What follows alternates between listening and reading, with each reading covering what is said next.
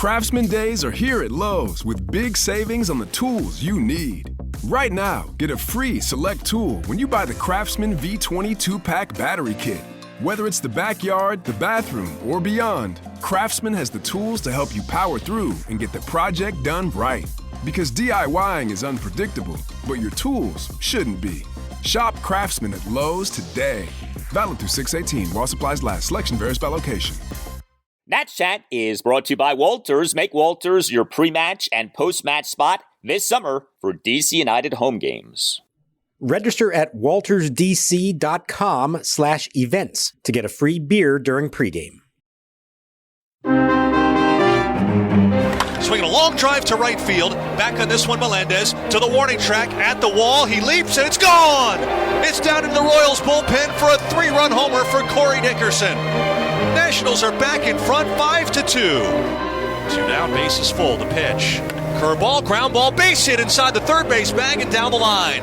Cole scores. Abrams will score. Thomas to third will stop. And in at second with his second double of the inning is Luis Garcia. The Nationals 7, the Royals 2. They've scored 6. And a line drive base hit right field. Thomas will score. Garcia headed home. Melendez throw toward the plate is not in time. Garcia scores standing. It is 9-2 Nationals. Here it is. Swinging a fly ball deep left center field. Way back it goes. Garrett to the track. At the wall he leaps. And this one is gone.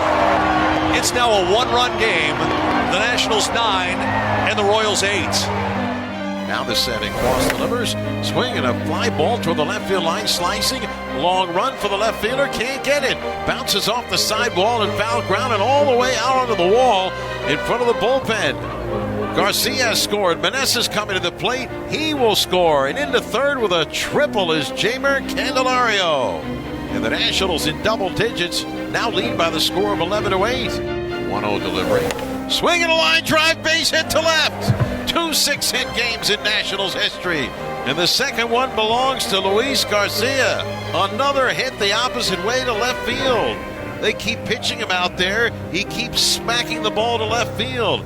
It's his 4th single of the game to go with 2 doubles. And he ties the club record. 6 hits in a game. And on top of that, 6 for 6.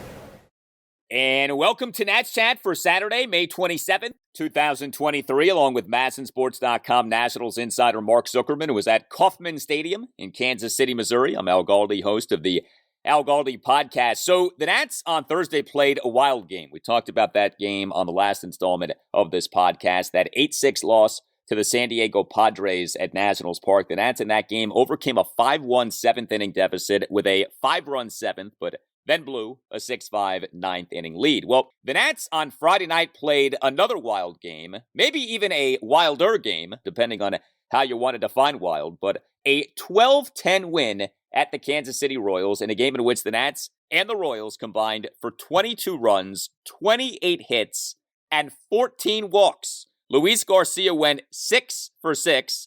The Nats, off that 5-run 7th on Thursday, had an 8-run 6th on Friday night. But the Nats won here. They're now 22-29. The Royals, they're not so good. They have the second worst record in the majors at 15-37. But Mark, uneventful these last 2 Nationals games have not been. Yeah, I thought I left you guys to deal with the crazy one on Thursday. In my absence, no. This one was right up there with it. The result was better, but the process to get there was maybe even crazier. If I had told you entering the day that we were going to be talking about Chad Kuhl recording a 5-out save, what would you have thought? I would have said to myself, is that good or bad? I can't figure that out. I'm still not sure if that's good or bad, to be honest with you, but the Nats did win. It was so odd because you had this 8-run 6 on Friday night, which was spectacular, that 8-run 6, but you ended up needing a 3-run 8th to preserve the bullpen. It was remarkable how this game was playing out. The Nats looked like they were going to cruise to a blowout win. Instead, the game ended up being close and then got back to being maybe not a blowout, but blowout-ish. And then the Royals added some more runs. So you never knew exactly what to think about this game. No, and that's why I'm still convinced it's not over yet. I expect I'm going to look over my shoulder and Bobby Witt Jr. is going to be coming up to bat again with runners on base with another chance to hit a home run. This was such a weird one in so many ways. All the good stuff they did offensively, but it never really felt safe. And that's in part because of the issues the Nationals have bullpen-wise, but particularly on this night when it sounds like, reading between the lines, there were 4 guys unavailable to pitch in this game, including the top 2 late-inning guys, Finnegan and Harvey. And so that left Davey Martinez scrambling along the way. I guess props to the offense. They just kept coming through with more because they needed, in the end, every one of those runs to come out of this thing on top. Yeah, you are essentially left with 2 principal takeaways. A, this Nationals offense can be great. Certainly was great on Friday night. Overall, has not been great this season, but is capable of great, and we saw that in this game. But the other takeaway is the Nats bullpen is a mess right now. This bullpen is not in a good place. This bullpen cannot be trusted, and we saw more bullpen boo-boos on Friday night. But no doubt, the Nationals offense in this game ended up being tremendous. I mean, 12 runs, 15 hits. The Nats in this game drawing 9 walks. I mean, think about that. The Nats are not a team that draws a ton of walks, yet 9 walks on Friday night. And leading the way was a truly special game by Luis Garcia. Luis Garcia on Friday night as the Nats starting second baseman and number 2 batter joined Anthony Rendon as the only Nats players since the franchise moved to Washington, D.C. to go 6 for 6 in a game. Garcia went 6 for 6 with a 2-run double, another double, and 4 singles. 5 of the 6 hits were opposite field hits, and Garcia in that 8-run sixth had 2 opposite field doubles. Yes, 2. A leadoff opposite field double off the left field wall, and the first pitch 2-out, bases loaded, 2-run opposite field double to left field for a 7-2 Nats lead. Luis Garcia looked so good at the plate in this game on Friday night. Him getting these hits seemed automatic. Him going the opposite way. I mean, he was like, a Tony Gwynn or a Rod Carew, the way that Garcia was manipulating these pitches and just poking them out into the opposite field. Man, what a performance by Garcia. I was going to say Tony Gwynn is what it reminded me of. Just on this one night, the ability to put the bat on the ball and guide it to wherever you wanted to put it. How often does a guy get a chance to start a rally with a double and then cap it off with another double that scores runs later on? He's actually the first in Nationals history with 2 doubles in the same inning. And he was 1 batter away from having a chance to also have 2 singles in a separate inning. He was on deck in the top of the 8th when Lane Thomas made the final out that could have extended that inning, and Garcia could have come up again with another chance. It really was a special night, and he was really good in the field as well. And he actually mentioned that in his post-game interview with us, that's what stood out to him as being most impressive, what he was most proud of from this game. There are at least 2, maybe 3 really nice plays at second base that he was proud of. But yeah, this was the Luis Garcia game. Everything you could want. You saw in this one the benefits of a guy who is so good at putting the bat on the ball. Sometimes it's a detriment because he reaches for too many pitches and doesn't make good contact. But here he was able to keep his balance. They were not weak swings. They were good, solid contact swings and an ability to go the other way and come through in big spots. These weren't meaningless hits. Most of these were very significant in the latter half of this game to help lead them to win. So Luis Garcia, I think in a lot of ways captures this Nats offense this season. He can be good. He has been good at times. His overall numbers, though, are not particularly good. We never really talked about this on the podcast. Luis Garcia last weekend in the Nationals winning 2 or 3 games over the Detroit Tigers at Nationals Park only played in 1 of the 3 games. And that's had the off day this past Monday. And so Luis Garcia in that series against the Tigers only ended up playing in the 1 game, the game 1 on Friday night. Davey Martinez ended up giving Garcia 3 consecutive days off. That was interesting and unusual. I mean, you don't often see something like that. And, Davey pretty clearly felt like Garcia needed what Davey Johnson used to call a mental break. Luis Garcia has been up and down offensively this season. The defense, for the most part, has been good. But we saw on Friday night, I mean, this isn't like a revelation, but he really can be great as a hitter. It's just a matter of being more consistent as a hitter. But the ability to be a high average, high on base guy even is there. Yeah, the skills are there. He did it in the minor leagues. He's done it at times in the big leagues. It's just about discipline. It's about repeating the swing. It's about maintaining balance. It's about pitch recognition, swinging at the right pitches. and all that. And, you were mentioning Tony Gwynn, Rod Carew, obviously all-time greats there. He also reminds me a little bit, and I don't want people to take this the wrong way because I do not mean it in a derogatory way. Reminds me a little bit of Christian Guzman when he was here with the Nationals. Really good contact skills. And when Guzman was good, I'm looking at his stats here, 2007, 2008, he hit 328 with a 380 on base percentage one year, 316 with a 345 on base percentage and a 440 slugging percentage. He was an all-star in 2008. Now, he didn't sustain that over many years of his career, but there were periods there where Christian Guzman was doing exactly what Luis Garcia did in this game. Good bat-to-ball skills, using the entire field, getting the ball in the air, hitting mostly singles, the occasional double. There is value in that. It doesn't make him a superstar, and I'm not sure the Nationals need Luis Garcia to be a superstar. They need him to be a consistent offensive threat and a very good defensive second baseman. And I think we have seen now over the course of the last several years that he has that ability to be that guy. It's up to him to do it day in and day out, year in and year out. But nights like this remind you that he can be that guy. He may not be the centerpiece of the rebuild, but he can be a really important piece of this thing in the long run.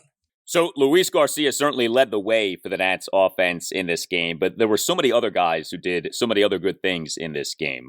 Joey Meneses on Friday night, he got on base 4 times, 3 for 5 with an RBI double, a 2-run single, another single, and a walk. Each of the 3 hits and the walk came with him having been down at one point 0-2 or 1-2. Top of the first, a 1-out walk despite having been down at 1.02. Meneses in the Nats' 8-run sixth, 2 run-scoring hits, an RBI double to left field to tie the game at 2 despite having been down in that count at 1.12, and a 2-out 2-run opposite field single to right field on an 0-2 pitch for a 9-2 Nats lead. And Meneses in the Nats' 3-run 8th, a single to the left center field gap on an 0-2 pitch. With this game, it wasn't just what the Nats were doing. It was, to me, in a lot of ways, how the Nats were doing what they were doing. Garcia going the opposite way on 5 of his 6 hits. Meneses in all of these 2-strike counts, providing productive plate appearances. Good game, Joey Meneses. Yeah, and the kind of thing they need more from him. He's not hitting for power yet, but that's okay. If he can put the bat on the ball, and really we saw this last year when he was going very well. He was really good at just driving the ball to right field for singles and doubles, and he's doing that right now. He may not be pulling the ball for power, but he is coming through in some significant spots. And in his case, you had in that 6th inning, the RBI double that kind of got started after Garcia's leadoff double, and then the final blow, the 2-run single after Garcia's second double. So those are meaningful hits for him. And in the spot that he's in this lineup, they need him to have meaningful hits. And then it really got lost in the shuffle, but I think the other big at-bat of the game was Corey Dickerson and his 3-run homer. And at the moment, I thought to myself, well, that's going to be the story of this game. It wound up being a side note, but I don't want to overlook that one. That was a great at-bat and a really significant home run for a guy who hasn't had a lot of opportunities yet this year to make a difference. Yeah, some big extra base hits for our Nationals on Friday night. Who says all that the Nats do is hit singles? But Dickerson in the 8-run 6th, a full count 3-run homer to right field for a 5-2 Nats lead. He also had a leadoff walk in the top of the 7th inning. So Corey Dickerson, since finally coming back from the injury, has been productive, and he's showing some pop, and he obviously showed some more pop on Friday nights. He had the Corey Dickerson home run. Jeimer Candelario on Friday night, 1 for 5, but the one was a 2-run triple. He also drew a walk, but Candelario, in what ended up being an important 3-run 8th inning for the Nats, a 2-run opposite field triple to left field on an 0-2 pitch for an 11-8 Nats lead, and yet another instance of good 2-strike hitting by the Nats. And oh yeah, Lane Thomas homered again. This got completely forgotten by the time that the game ended. But Lane Thomas on Friday night in a Nats 1-run first, a leadoff home run. So another first-inning hit for Lane Thomas and another home run for Thomas in May. This was a bomb to left field. He was down in that count at 1.02. Again, more good 2-strike hitting by the Nats. 421 feet per Statcast. Thomas for the game, 1 for 5 with the solo homer and a walk. And Thomas now for this month of May, Mr. May, Lane Thomas, 8 home runs. He, for this month, has a 365 on base and a 629 slugging. Man. Again, Lane Thomas coming through in a game in this month of May. So think about it this way. 8 homers this month, and the month isn't over yet. We've got a few more days. 8 homers in a month is 48 for a season if you were to do that times 6. Obviously, that's a ridiculous total. If you just cut that in half and he had just 4 homers a month for the entire season, that's 24 for the entire season. That would be great. Everybody would happily take that from Lane Thomas. So we keep saying, oh, well, he's got to show he can sustain this. He doesn't even have to do that. He just has to be something like what we've seen from him in May the rest of this season, and it's going to be really productive for them. It's been a nice thing. I do like, there's something to be said for that game-opening home run. It sets a tone for the game and for the night. And I know in this case, they went basically silent after that until the 6th inning, but I thought that was going to be the start of a really big night for them at the plate against Jordan Lyles, and Lane Thomas got that started. He is the only Nationals position player who qualifies for leaderboards to have an OPS for this season of above 800. Lane Thomas's OPS is at 812. And I know this may sound funny, but, I brought up recently, well, who is your Nationals all-star for this season? Every team has to have one. I think for now you would say Josiah Gray. If for some reason Josiah started to struggle or just something resulted to where he doesn't make the all-star team, I wonder if Lane Thomas would get a look. I mean, if he continues to hit like this, he has an OPS over 800. That's pretty good. I mean, the fact that we can entertain this, I think, says a lot. Yes, about other guys too. But, I mean, Lane Thomas is putting together a nice season here. Like, if I said to you, who has been the Nats' best hitter this season at this point, how do you not say Lane Thomas? No, it is absolutely him. And you must be prescient, Al, because we were actually discussing this in the press box during the game. Could Lane Thomas end up being the Nationals all-star rep? There's going to be a lot of outfielders in that discussion, so that could be difficult. But if they're in a situation where they have to pick somebody to represent the team, and for whatever reason Josiah Gray tails off or doesn't make sense for it, Lane Thomas could very well be in that discussion. I'd be surprised if they get 2 all-stars. But if he has a June like he's had in April, he's going to force his way into that conversation. It's been a nice thing to see. And even going back to last year, and I know people sort of scoffed at it and the totals weren't anything that spectacular, but he did win the Player of the Year award that we handed out from media members. The caveats being Juan Soto, Josh Bell were not eligible because they weren't on the team anymore. Joey Meneses only played the last 2 months. It wasn't really enough to consider it. But from day 1 to day 162 of the season, Lane Thomas was probably their best offensive player last year. And he can still be a part of this moving forward. Again, maybe not the focal point of it, like Luis Garcia. He can still be an important part of this team as they build for the future. So as we record this installment of the Nats Chat podcast here in the early morning hours of Saturday, the Nationals for this season are just 20th in the majors in team slugging percentage, although that is an increase from where the Nats had been.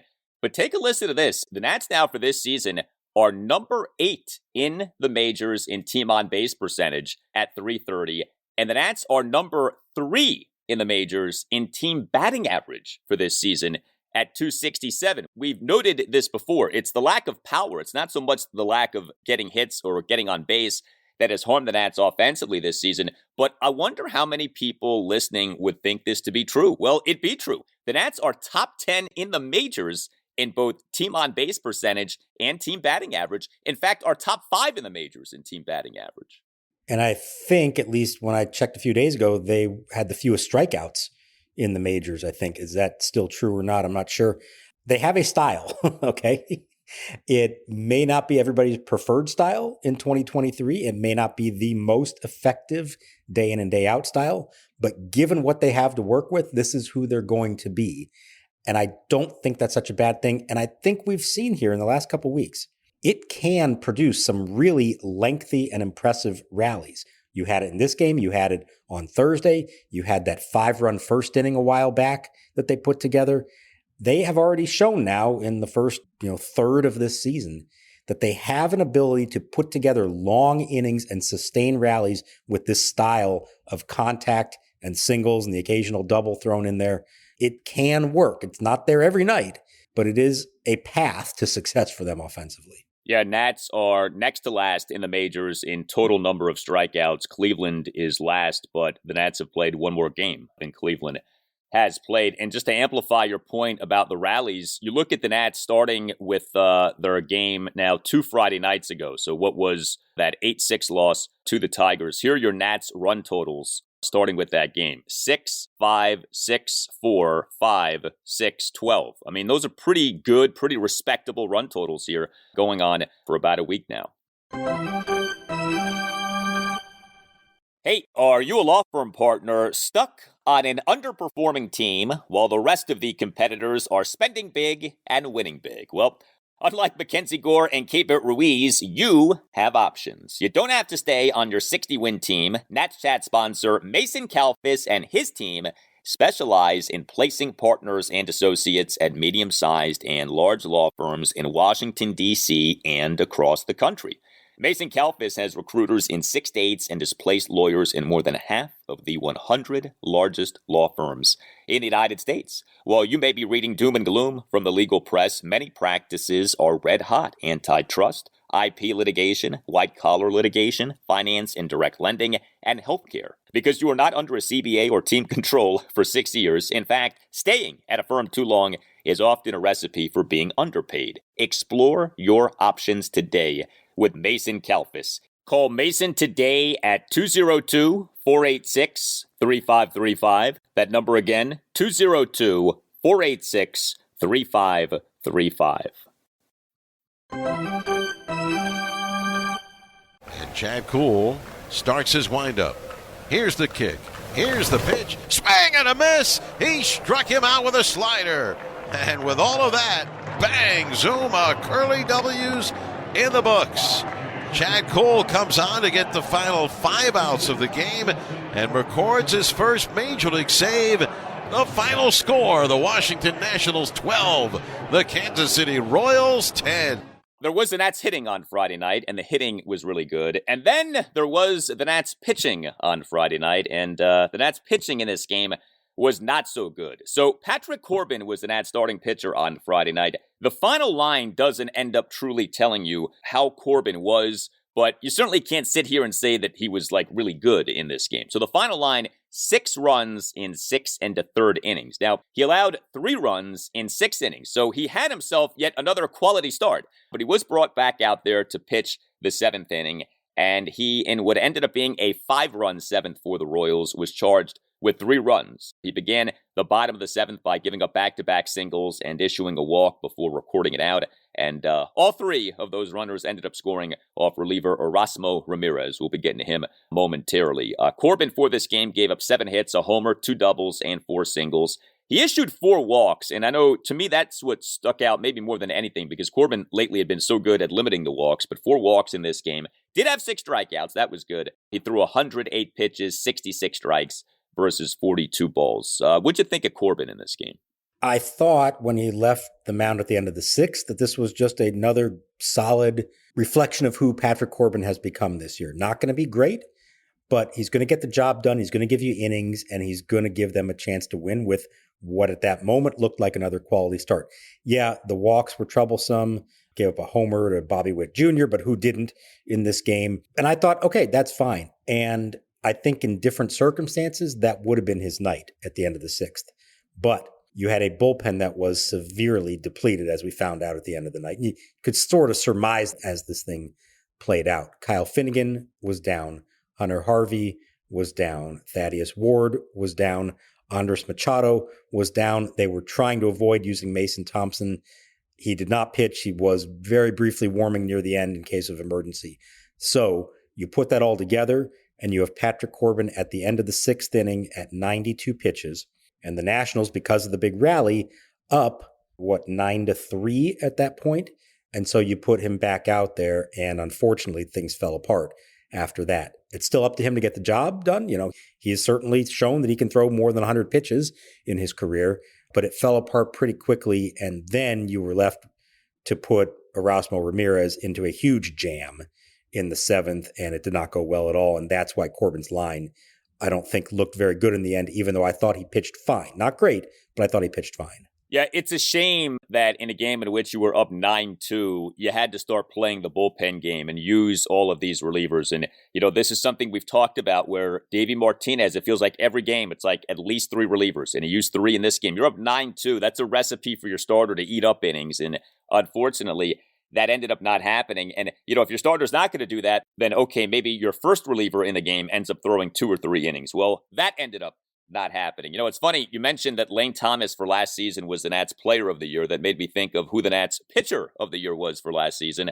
and that was Erasmo Ramirez. And look, Erasmo at times has been good for the Nats, but he in this game was not good. 3 Nats relievers on Friday night combined to give up 4 runs in 2 2/3 innings on 6 hits, a walk, and a hit by pitch. Erasmo officially allowed 2 runs, but there was more to his outing than just that. He did not record an out. He came into the game bottom of the 7th, bases loaded, 1 out, Nats up 9-3. He did not retire any of the 3 batters he faced. To the first batter he faced, gave up a first pitch, 1 out, 2-run double by Salvador Perez down the left field line to cut the Nats lead to 9-5. And Ramirez then gave up a 1-out, 3-run homer by Bobby Witt Jr. to left center field to cut the Nats lead to 9-8. And then Ramirez gave up a 1-out single by MJ Melendez to center field. So the Nats go up 9-2, and then just like that, it's 9-8. I mean, it really didn't take long to go from up 9-2 to up just 9-8. Carl Edwards Jr. came into the game. He officially allowed 2 runs in 1 inning. And then the aforementioned Chad Kuhl came into the game, and he ended up officially tossing 1 2/3 scoreless innings with 2 strikeouts. I mean, this was the B, even C team of a bullpen on Friday night, and the results were not good. This was piecing it together however you have to do it in the end. With the benefit of hindsight now, I think the play instead of all this may have been pull Corbin after 6 and let Chad Kuhl go out there for the 7th and potentially go the rest of the way, depending on how he did. And if he gets into trouble, maybe you can go to Carl Edwards and use him to finish it out. I did not love bringing in Erasmo Ramirez with the bases loaded against the heart of their lineup. I know it's not a great lineup, but Salvador Perez has been a pretty good hitter for a while. Bobby Witt Jr. may be a future star, and certainly in this game, he looked like one. And you're just giving Erasmo 0 margin for error. Now, maybe you give him a clean inning, it doesn't make a difference. Maybe he also would have struggled. Things are not going well for Ramirez right now. But it felt like pushing Corbin beyond what was reasonable at that point. And in doing so, you put a reliever into a bad spot to begin with. I think I would have rather just had a clean inning for somebody there. Again, the options were very limited. Who knows how the innings would have played out? Not going to really go into a lot of second guessing of the manager on a night when half of his bullpen and pretty much all of his top guys were unavailable. But boy, this was a challenge to get through this game. And it's kind of a minor miracle they did actually get through it and win.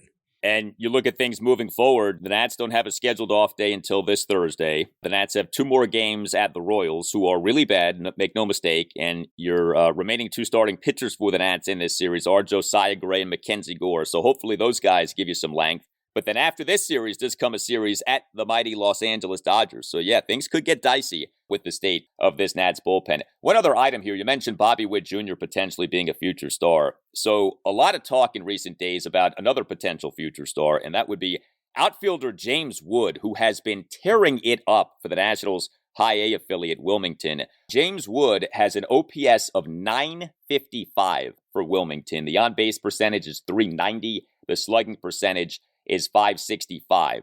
Do you think James Wood being at the major league level at some point next season is realistic? Do you think that we could be looking at that? Because this guy right now is hitting like a phenom. I think it's certainly possible, yeah. Now, he's got to show it at higher levels. He's still at A ball, and there's a huge difference each level you go up from now. I think the telltale sign will probably be coming, I'd say maybe in the next month or so. He keeps this up, I could see them bumping him up to Double-A, and he spends the second half of the season there. If that happens, and if he has success at Double-A, that opens the door for some time in 2024 for him to be up here. They're not going to force that issue. There's no need to, no reason to do that. They'll let him dictate it. But if he is thriving and is showing that he can master each level, we've seen Mike Rizzo's not afraid to move guys fairly quickly and get them to the big leagues at a fairly young age. So yeah, it's entirely possible. I think The key things to pay attention to now are, when is he bumped up to Double-A? How does that adjustment go when it happens? And can he sustain some success there for the rest of the season? If he gets, 2 to 3 months of Double-A experience and is good there to end this season, yeah, that definitely puts him on a path to make his major league debut sometime next season. Yeah, James Wood, number 7 prospect in baseball per MLB Pipeline. Looking the part here so far. Also, I do want to make mention of this. Cole Henry, he on Friday for High-A Wilmington, another minor league outing for him. He gave up 1 run in 4 innings. You tell us what you think. Hit us up on Twitter, @Nats_chat. You can email the podcast, natschatpodcast@gmail.com. Don't forget, we are accepting with open arms your tales of October 2019, your memories from the Nats run to winning the World Series. So you can send us a voice memo with your thoughts, your memories. Again, email address, natschatpodcast@gmail.com. We have a new website too, natschatpodcast.com. You at that site can listen to previous installments of the show, can also get yourself a Nats Chat Podcast t-shirt. All Nationals radio highlights on Nats Chat are courtesy of 106.7 The Fan. A thank you to Tim Newmark for the Nats Chat Podcast music. Visit timnewmark.com. For Mark Zuckerman, I'm Al Galdi. We thank you for listening. We'll talk to you next time on the Nats Chat Podcast, and we leave you with these October 2019 memories from Eric all the way in the Dominican Republic. Hey, Tim, Al, and Mark. Eric Johnson here down in the Dominican Republic, your faithful listener, thinking about our 2019 favorite memories from October. And there's so many of them, it's hard to name 1 or 2.